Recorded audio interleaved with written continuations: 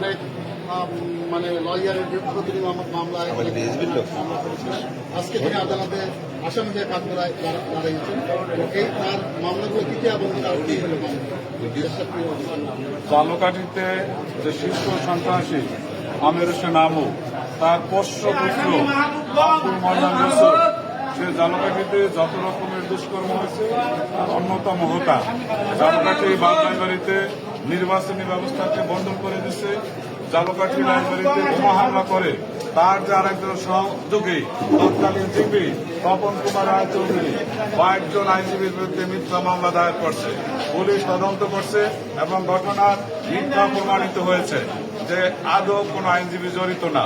আমরা ইতিমধ্যে ধৈর্যের সাথে অপেক্ষা করতেছিলাম যে পরিবেশ পরিস্থিতি শান্ত রাখার জন্য, কিন্তু আমরা আজকে দেখছি যে 22 জন আইনজীবীর বিরুদ্ধে যে মিথ্যা মামলা দায়ের করছে তপন কুমার রায় চৌধুরী, সে তার পূর্বের অবস্থানে ফিরে যে আজকে সেই যে অপরাধীর পাশে দাঁড়িয়ে আইনজীবীদের প্রতি আবারও সে বিরুদ্ধ আচরণ করছে।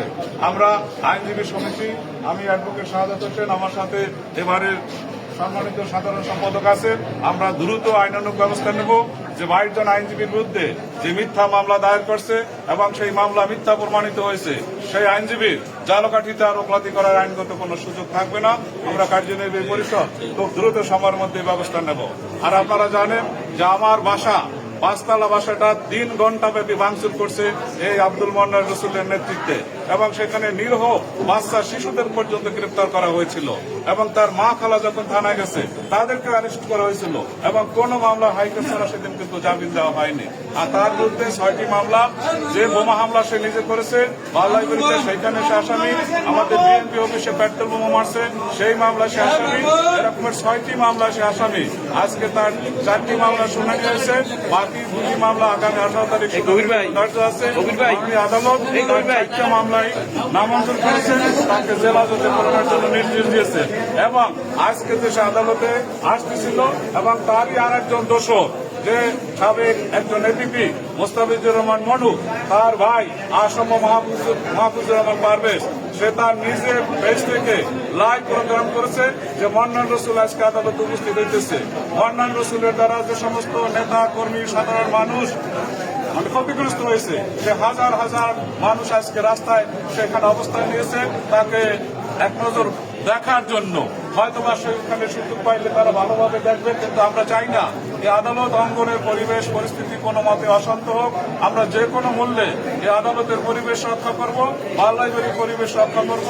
আইন তার নিজস্ব গতিতে চলবে, অপরাধীর বিচার আইনানুগ প্রক্রিয়ার মধ্যে হবে। আমরা পরিবেশ বিনষ্ট হতে দেব না। কিন্তু এই পরিবেশ বিনষ্ট করার ক্ষেত্রে আজকে অনেকটা দায়ী হল আসম মাহবুবুর রহমান পারভেজ। সে লাইভ প্রোগ্রাম করে সমস্ত মানুষকে উস্কানি দিয়ে এই আদালত পরিবেশকে উত্তপ্ত করেছে। আমি আশা করি আদালত পরিবেশ উত্তপ্ত করেছে, এর জন্য প্রশাসন তার বিরুদ্ধে ব্যবস্থা গ্রহণ করবে বা এই সমস্ত ইতিপূর্বে যে ন্যাক্কারজনক ঘটনাগুলো হয়েছে হয়তো এমন হইতে পারে তার ভাই মোস্তাফিজুর রহমান মনুর সাথে সেও সংযুক্ত থাকতে পারে। সেটাও প্রশাসন খুব দ্রুত সময়ের মধ্যে তার বিরুদ্ধে তদন্ত করে যদি তার অপরাধ পায় তাহলে আমি মনে করি সে আইনজীবী যা হোক তাকে হয়তো বা গ্রেপ্তার করা হবে। আমরা সবাই আইন অনুসারে আইনের কাছে বিচার প্রার্থনা করছি। আশা করি আইন অনুসারে যারা যারা ন্যাক্কারজনক হামলার সাথে জড়িত প্রত্যেককে আইনের আওতায় আনা হবে এবং আমাদের আইনজীবী যারা লাঞ্ছিত করেছে তার সাথে যারা যারা জড়িত। আমাদের ইতিপূর্বে 11 বছরে বাল্লাইবাড়িতে কোনো নির্বাচন হতে না, লাইব্রেরিতে বোমা মারা হয়েছে। ইতিমধ্যে আমরা সেখানে সিদ্ধান্ত নিয়েছি যারা যারা এই কর্মকাণ্ডের সাথে জড়িত আমাদের একটি কমিটি গঠন করা হয়েছে। তারা রিপোর্ট দেওয়ার পরে আমরা তাদের বিরুদ্ধে আইনানুগ ব্যবস্থা গ্রহণ করব। ওই সমস্ত আইনজীবীদের যারা সন্ত্রাসী কার্যক্রমের সাথে জড়িত তাদের আইন একটা মহান পেশা, এই পেশা তাদের দরকার কোনো সুযোগ হবে না। আশা করি আমরা জালকাঠির যারা বিচার প্রার্থী আমরা ন্যায় বিচার পাবো। ধন্যবাদ সবাইকে। আরেকটা বিষয়, আজকে তার পক্ষে কোনো আইনজীবী উপস্থিত ছিল কিনা? হ্যাঁ, তার পক্ষে আইনজীবী উপস্থিত ছিল।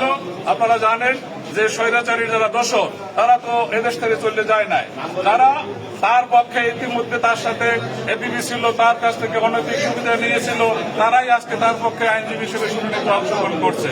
যে সাবেক এপিপি বনিয়ামিন বাদলায় তার পক্ষে আজকে সেই শুনানিতে অংশগ্রহণ করছে।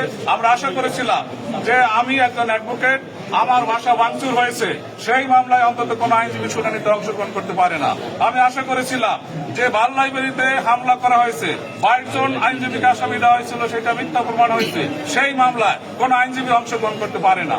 আজকে আমরা লক্ষ্য করছি তাদের নীতি নৈতিকতা বাদ দিয়ে তারা সেই সন্ত্রাসীর পক্ষে দাঁড়িয়েছে, তাদের আইনজীবী হিসাবে তাদের নৈতিকতা হারিয়েছে বলে আমি মনে করি।